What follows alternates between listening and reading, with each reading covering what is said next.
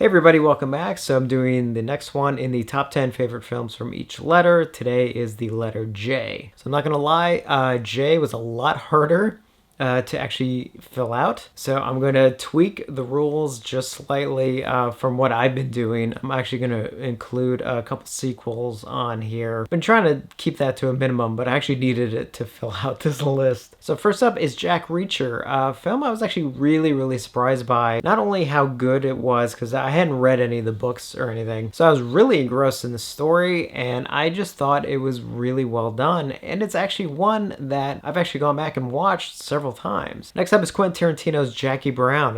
As I've said in the other videos, I'm a huge Tarantino fan. I think the nice thing about Jackie Brown is that it's aged really well. I think at the time it may have gotten unfairly criticized because it was his next film after Pulp Fiction. I think people were comparing it to Pulp Fiction and not really taking Jackie Brown as its own thing. But luckily now I think people can actually look at it in a much more objective way, and also just how good the performance is, especially Robert Forster. I mean, how good is he in that movie? The next three are the ones I sort of went against my own rules on this one. So the first one is going to surprise no one, as it is one of my favorite films, and that is Steven Spielberg's Jaws. One that I'm constantly amazed by, and definitely one that has lost absolutely nothing over the years. In fact, if anything, I appreciate it so much more every time I watch it, and still to this day has what, in my opinion, is one of the best scenes ever done for any movie, and that is the telling of the Indianapolis. I think, especially as a filmmaker and a screenwriter, to sit down and watch that scene on how it's done and how it's written, shot, performed, edited, to me, it's just absolutely perfect. So the next two, some of the Jaws sequels, so Jaws 2, does have a lot of special meaning for me, because as a kid, that was another one of kind of an early horror film that I watched like over and over again. I wouldn't quite put it in the same place as Creepshow or The Fog or something, ones that really made me love horror. But it was definitely one of those ones that I definitely sort of obsessed over when I first started watching it. I would watch it over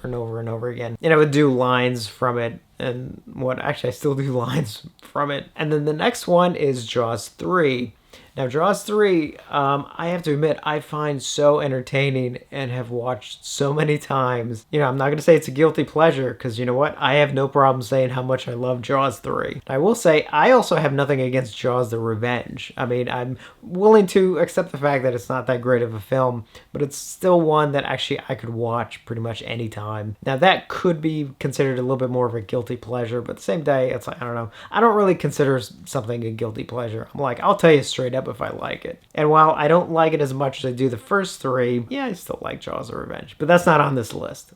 Although it almost did get on this list. Next one on the list, though, is The Jerk, starring Steve Martin. I think one just such a funny movie. I don't know how much it would be appreciated today with, you know, some of people's sensibilities, but I think the movie's absolutely hilarious. Now, next up, I decided to only go with one rather than put in all three, and that is the John Wick movies. Now, the reason why I'm doing it this way as opposed to what I did with the Jaws films is the Jaws ones are kind of really their own thing, really. Whereas the John Wick movies, you know, there is sort of an overall story that they're telling. So I decided to actually go with John Wick 2. Even though I do kind of feel that all the three that have been released up to this point are sort of kind of pretty much on the same level, I do think John Wick 2 for me is just kind of just inches out as my favorite of the three. That's not taken against anything from the other two by any means. And definitely among the best action films that are being made today. Next up is one of my favorite films from last year, and that is Joker. As I mentioned, my best of the year one, there's just something really incredible about the film, and I was really surprised. Even after hearing, because I watched it, you know, kind of late, and even after hearing everyone kind of rave about it, there was still part of me that was like, yeah, but am I going to like it as much as they did? You know, is it going to be overhyped for me?